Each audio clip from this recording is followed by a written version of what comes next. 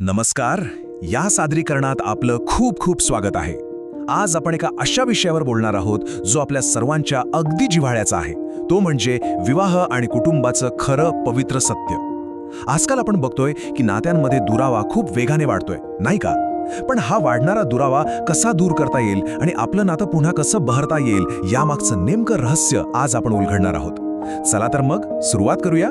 सर्वात अधिक महत्त्वाचा प्रश्न पडतो, लग्न खरंच इतकं नाजूक असतं का? विचार करा, एका छोट्याशा गैरसमजातून किंवा साध्या भांडणाने सुरुवात होते, मग अबोला आणि पाहता पाहता एकाच घरात राहणारी दोन माणसं एकमेकांसाठी पूर्णपणे अनोळखी बनतात. हा असा प्रवास का होतो? दोन प्रेमातली माणसं अचानक एकमेकांपासून इतकी दूर कशी जातात हे समजून घेणं खरंच खूप गरजेचं आहे. आजच्या आधुनिक समाजाचा दृष्टिकोन आणि बायबलचा खरा दृष्टिकोन यामधला फरक पाहिला तर तो खूपच रंजक आहे. आजकालच्या जगात लग्नाकडे एक कंडिशनल कॉन्ट्रॅक्ट म्हणून बघितलं जातं, म्हणजे जोडलं तर खूप छान, नाहीतर आपण वेगळे होऊ. पण बायबल आपल्याला एक वेगळंच सत्य सांगतं. विवाह हा फक्त एक करार नाहीये, तर ते देवानं जोडलेले एक पवित्र नातं आहे. एक असं बंधन जिथे जोडीदार हे जन्मभराचे सोबती म्हणून जोडले गेले आहेत. आणि हेच तर सर्वात महत्त्वाचं आहे. आपला जोडीदार हा आपला शत्रू कधीच असू शकत नाही. तो आपला साथीदार आहे. एकमेकांना साथ देण्यासाठी, एकमेकांची अपूर्णता पूर्ण करण्यासाठीच आपल्याला एकत्र आणलं गेले. जेव्हा आपण ही साधी पण खूप महत्त्वाची गोष्ट विसरतो, तेव्हाच नात्यात खऱ्या अर्थाने संघर्ष सुरू होतो. आता हेच एका खऱ्या आयुष्यातील उदाहरणातून पाहूया. एका स्त्रीची गोष्ट आहे जिचं लग्न अगदी मोडकळीस आलं होतं. रोजची भांडणं, गैरसमज. ती इतकी कंटाळली होती की सगळं सोडून देण्याच्याच विचारात होती. पण तिने एक जाणीवपूर्वक आणि धाडसी निर्णय घेतला. वेगळं होण्याऐवजी ती रोज आपल्या नवऱ्यासाठी प्रार्थना करू लागली. आणि काय आश्चर्य, काही काळातच त्यांच्या नात्यात सकारात्मक बदल सुरू झाले आणि आज त्यांचं नातं एका चमत्कारिक पद्धतीने पुन्हा जोडले गेले, आधीपेक्षाही खूप मजबूत. इथला सगळ्यात महत्त्वाचा मुद्दा म्हणजे ईश्वरी कृपेला नाती तोडण्यापेक्षा ती तुटलेली नाती पुन्हा जोडायला जास्त आवडतं. ईश्वराचा स्वभावच मुळी जोडण्याचा आहे. जेव्हा एखादं नातं तुटतं तेव्हा देवाची कृपा ते नातं अत्यंत प्रेमाने आणि क्षमेने सांधण्याचं काम करते. आपल्या स्वतःच्या प्रयत्नांनी जे कधीच शक्य होत नाही, ते ईश्वराच्या अस्तित्वाने आणि प्रार्थनेने अगदी सहज शक्य होतं. आता एक गोष्ट आपल्याला समजून घ्यावी लागेल. एखाद्या पवित्र मार्गावर चालणं याचा अर्थ असा अजिबात नाही की आयुष्यात कधीही अडचणीच येणार नाहीत. उलट बायबलमध्ये अगदी स्पष्टपणे म्हटलंय की जो देवाची सेवा करतो त्याला परीक्षा येतात.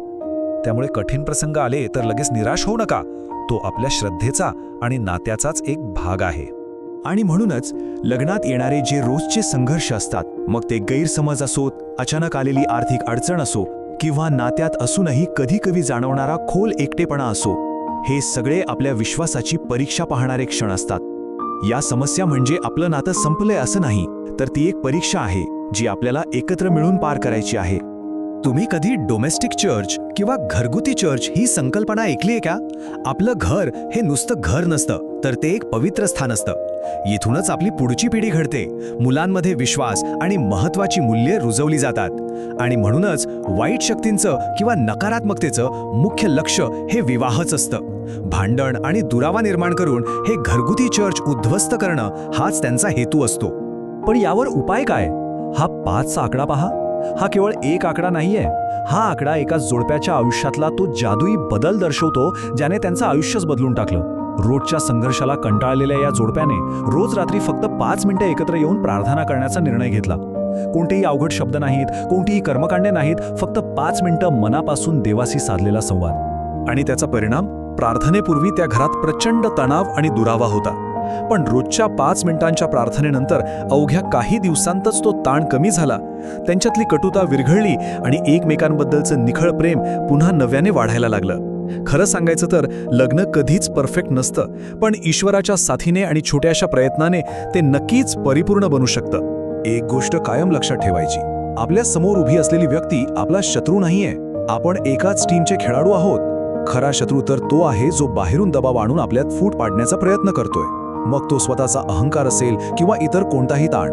ज्या क्षणी आपण या खऱ्या शत्रूला ओळखतो तेव्हा आपण एकमेकांशी लढण्याऐवजी एकमेकांसाठी लढायला सुरुवात करतो.